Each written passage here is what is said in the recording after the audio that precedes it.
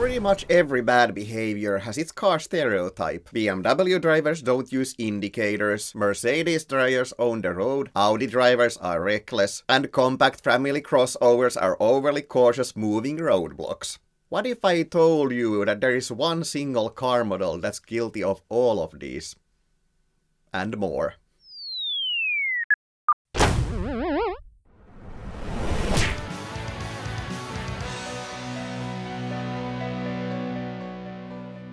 Yes, I've mentioned it a few times, but now it's time for the full video. Why the first generation Toyota Yaris is the worst car on the road today. Not the worst one to own, mind you, just the worst one to encounter in traffic. Let me explain. The Toyota Yaris is a small subcompact hatchback. This first generation was made between 1999 and 2005, so it hasn't been made for 20 years. But there are still plenty of them on the road. Why? Because it's just so damn cheap and reliable. They also sold a ton of them, so it's pretty much a plague that won't go away anytime soon.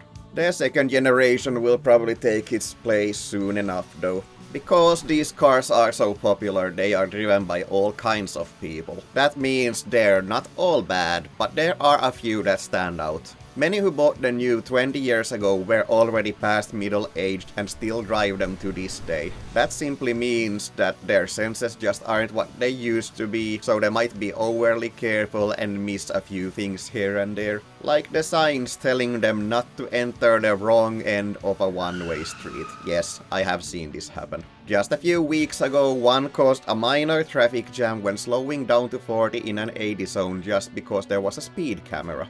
Yeah. You forgot the speed limit. It happens. But country roads don't just slow down to 40 or 50 for no reason. I mean, come on. When these folks stop driving, it's not that uncommon to pass their cars down to their grandchildren, so there are also plenty of kids fresh out of driving school driving these around. Yes, they will make lots of mistakes, but they're still learning, so let's just cut them some slack. Unlike the worst offenders. The food delivery drivers. The ones who drive for a living but have to keep really hectic schedules to earn a decent amount of money, all while never learning to navigate the city they work in. Without these people, I probably would not be all that bothered about these cars, but I see them doing all kinds of terrible things all the time. Some of them don't have any visible damage, but there are plenty of them that are full of dents, and it's not uncommon to see them with mismatched bumpers. They're guilty of the standard things like indicator neglect and very inconsistent speeds, but there are also some more intriguing incidents I've personally witnessed just the past year. Just last week, I was turning left in an intersection from behind a triangle. There was a Yaris coming from the right and a Volvo from the left. I managed to squeeze behind the Yaris without bothering the Volvo, but the Yaris just stopped suddenly, just to swerve left, behind the Volvo, across the crosswalk, barely avoiding some pedestrians on the sidewalk, and just casually continuing on their way. Care to guess if they indicated? Don't bother. I've covered the next one before, so here's a flashback. I was recently driving home when I saw a dark blue Yaris ahead, just reversing in the middle of the road. I thought I'd carefully just pass it on the right, but as I got almost alongside, it suddenly turned right without any warning, so I had to brake hard to avoid an accident. No indicators, and the driver had his phone in his hand. Yes, that was truly frustrating. But the next one was just funny.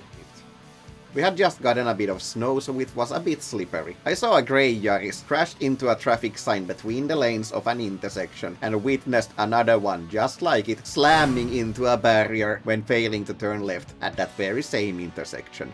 The impact loosened the front bumper on one side, but the driver just got out and casually ripped it completely off.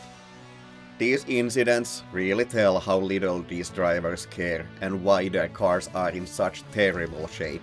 I also see them all the time concentrating on their phones instead of the road. I've also seen plenty of them make sudden U-turns without indicating, and they seem to have a completely separate rule set regarding parking. Designated parking spots? Don't bother. They don't care. They will park on sidewalks, crosswalks, disabled spots, and straight out forbidden parking areas. Just a few weeks back, there were 2 of these little crap boxes parked along the street in front of a Subway restaurant, taking up the better part of 4 spaces, so I couldn't park to fetch my order. Don't get me wrong, plenty of others do this too, but I suspect I've developed an innate hatred for the Yaris, so it's much more noticeable to me at this point. So why do Yarises attract these delivery drivers? Let's break it down. Not with any in-depth research, just plain common sense. First off, they're cheap, so pretty much anyone can afford one. It's also small, so it's very convenient, nimble, and doesn't use up much fuel. It's also pretty much bulletproof, so you can depend on it. They will just never break down. And even if they do, they are very commonly available, so parts are cheap and pretty much any mechanic can work on them. So you roll the car over, dented every panel and lost some of the bodywork.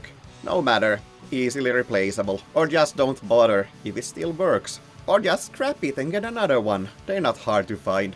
They're just cheap in all the ways. And then the opposite. Why do good drivers avoid them? Good drivers and people who care about cars generally, mind you. First off, they're slow. Really slow. Apart from a handful of 1.5T sport models, pretty much every first generation Yaris here is a 1.3 or a 1. That's right, a 1 liter. And a couple of diesels, but you get the idea. Have you ever sat inside an old Yaris? It's really not a nice place to be. Sure, it's spacious for its size, but it's very cheap. Hard and grey plastics everywhere, and once you get on the road, better bring some earplugs.